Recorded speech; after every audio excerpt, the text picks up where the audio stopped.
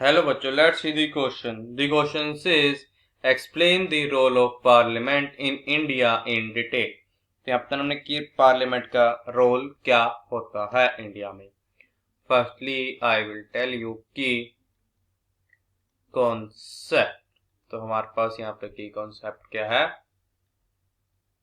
Parliament है. अब देखो हम यहाँ पे डिस्कस करेंगे इसके बाद कि आखिर रोल क्या है पार्लियामेंट का इंडिया में. देखो हमारा रोल क्या है, एक नेशनल गवर्नमेंट को सिलेक्ट करना. देखो जब भी इलेक्शंस होते हैं, मान लो एमपीज के इलेक्शंस हो गए खत्म, उसके बाद हमारे पास क्या एमपीज बन जाएंगे. फिर वो करते हैं सिलेक्ट करते हैं पीएम को. जिस भी मान लो पार्टी के पास मेजोरिटी होगी उसका क्या बनता है, पीएम बनता है, मींस प्राइम मिनिस्टर बनता है. या अगर मान लो किसी पार्टी से मेजोरिटी नहीं है तो वो अलायंस बनाते हैं और जो अलायंस बनता है उनसे एक बंदा क्या बनता है, हमारा पीएम बनता है, मींस प्राइम मिनिस्टर बनता है. फिर वो प्रॉपर एक गवर्नमेंट बनाता है, उसके अंदर डिफरेंट हमारे पास क्या है, मिनिस्टर्स बनते हैं. तो हमारे पास ये क्या है, एक इम्पोर्टेंट रोल है किसका, पार्लियामेंट का. क्या कि नेशनल गवर्नमेंट हमारी पार्लियामेंट के थ्रू ही बनती है. फिर आता है मेकिंग न्यू लॉ. देखो पार्लियामेंट में क्या है, इसका सबसे इम्पोर्टेंट फंक्शन है कि लॉस वाला, कि नए यहाँ पे लॉस बनते हैं. अगर इसे बात करें हम, पहले देखो जब हमारा देश आजाद हुआ था तो हमारे पास डोरी एक्ट नहीं था हमारे कॉन्स्टिट्यूशन में. बाद में जब इसे देखा कि इस तरह के केसेस आ रहे हैं और बहुत ज्यादा आ रहे हैं, तो इस एक्ट को लाया गया. एक डोरी अलग से एक एक्ट बना, एक लॉ बनाया गया जिसके तहत ये बताया गया कि अगर मान लो कोई हस्बैंड या उसकी फैमिली मान लो डोरी के लिए क्या है, उस हस्बैंड की वाइफ को मारते हैं या उसको परेशान करते हैं, तो वो क्या है, एक ऑफेंस है, उसके लिए आपको पनिशमेंट मिलेगी. ऐसे और न्यूज लॉ भी कई बार लाए गए हैं पार्लियामेंट में.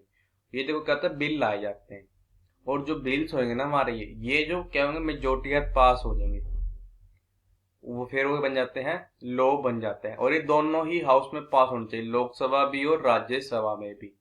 फिर आता है मॉडिफिकेशन इन ओल्ड लॉ. मान लो पहले हमारा एक ओल्ड लॉ क्या था, अगर हम बात करें स्टार्टिंग्स में, तो क्या था, पहले क्या था, जो रेप केस होते हैं ना उसमें फांसी सजा नहीं थी.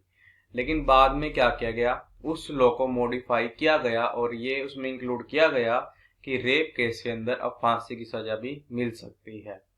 तो ये जो मॉडिफिकेशन होते हैं ये भी करते हैं पार्लियामेंट के थ्रू ही होते हैं. अगर मान लो गवर्नमेंट ने किसी लॉ में मॉडिफिकेशन करनी है तो एक बिल लेके आएंगे पार्लियामेंट में, फिर वो बिल क्या होगा, पास. अगर हो गया मेजोरिटी के साथ तो उस लॉ के अंदर क्या है, मॉडिफिकेशन हो जाएगी. मेजोरिटी से पास होना जरूरी है दोनों हाउसेस में, लोकसभा एंड राज्यसभा. फिर अब आता है कि देखो इसमें क्या होता है, पार्लियामेंट में जो क्या है, ओपोजिशन ना क्वेश्चन पूछते किससे, करंट गवर्नमेंट से, उनकी वर्किंग के ऊपर.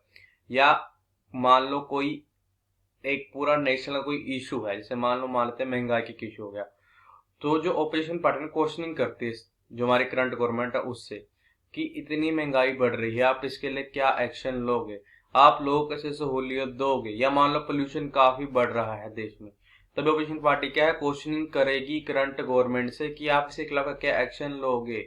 या मान लो कोई डिपार्टमेंट है उसके अंदर कोई कमी है तो भी क्वेश्चन रेज करेगी, जैसे हेल्थ डिपार्टमेंट का ले लो, इसके अंदर ये कमी है, आप इसको दूर कैसे करोगे. ये होता है अपोजिशन पार्टी का. अपोजिशन पार्टी एक बहुत इंपॉर्टेंट रोल प्ले करते हैं हमारा किसमें, पार्लियामेंट में, बिकॉज यही है जो करेगी, पब्लिक के इशू को रेस करेगी पार्लियामेंट के अंदर, जो जो कमियां उनको भी रेस करेगी. और जो न्यू बिल्स मान लो आते हैं उसके जो ड्रॉबैक्स है उसको भी क्या करेगी, वो पार्लियामेंट में रेस करेगी. ऑपोजिशन पार्टी बहुत इंपॉर्टेंट रोल प्ले करती है हमारा पार्लियामेंट में. फिर मतलब इसके अंदर होता है पार्लियामेंट होता है, जो नेशनल इशू थे उनको डिस्कस किए थे. हमारे पास क्या होगा, महंगाई होगी हमारी, ठीक है, गरीबी होगी, ये हमारे क्या नेशनल इशू है, इनको डिस्कस किया जाता है. इसमें क्या होता है, देखो जो हमारे एमपीस होंगे वो सजेशंस भी देते हैं कि आप ये चीजें कर सकते हैं, कह सकते हैं महंगाई से हम कंट्रोल कर सकते हैं या हम गरीबी पे कंट्रोल कर सकते हैं. तो हमारे पास ये था role of parliament in India. यही तो हमको बताना था, हमने बता दिया. I hope you understood it well. All the best. Thank you.